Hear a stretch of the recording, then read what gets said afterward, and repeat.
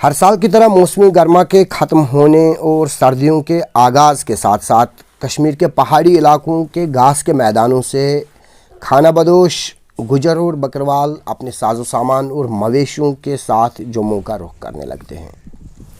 محتاط منصوبہ بندی جس میں راشن، کپڑے اور باقی ضروریات زندگی کا ساز و سامان ہونے کے باوجود یہ ہجرت کافی تکلیف دہ اور جدوجہد سے بری پڑی ہوتی ہے۔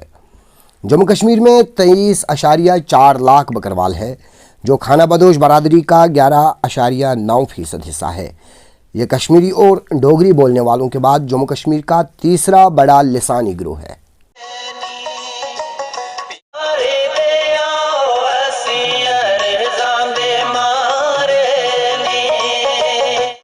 چھوٹی عمر سے ہم آتے اور یہی طریقہ ہے سٹیپ بائی سٹیپ چلنے کا۔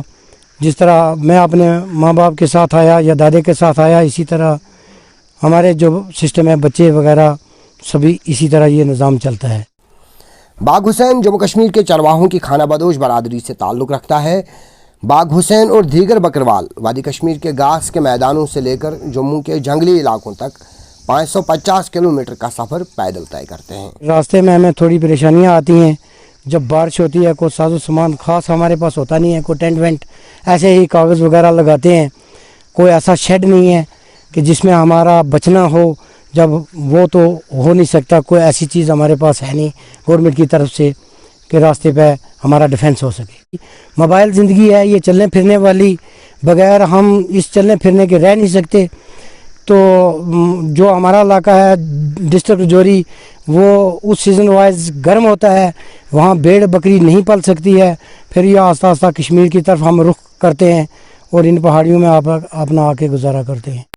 باغ حسین اور اس کے 22 سالہ بیٹے شاہ زماں کا مزید کہنا ہے کہ جنگلی جانوروں کا سامنا ہو یا کتوں کا سہارا لے کر مال مویشیوں کی حفاظت کرنا، ڈاکٹرز اور ادویات کی عدم دستیابی اور باقی تکالیف سے گزرنے کے ساتھ ساتھ اب فارسٹ ڈپارٹمنٹ کی طرف سے تار بندی اور بیجا روک ٹوک ہماری مشکلاتوں میں مزید اضافے کا سبب بن رہی ہے۔ اس دور میں بہت آسانیاں تھیں، جنگل جو تھے وہ کھلے تھے۔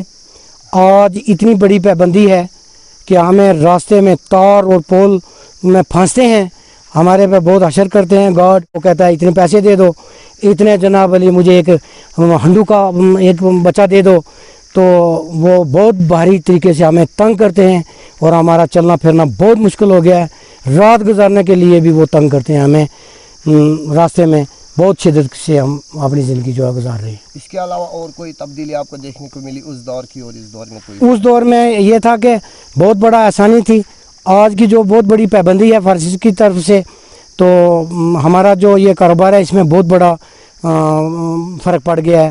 اب تو ہمیں یہ کاروبار چھوڑنے پہ مجبور ہو گئے ہیں کہ کوئی اور طریقہ اپنانا پڑا، لیکن ہمارے بال بچہ اسی طرح بھوکا مر جائے گا اگر یہ کاروبار چھوڑیں۔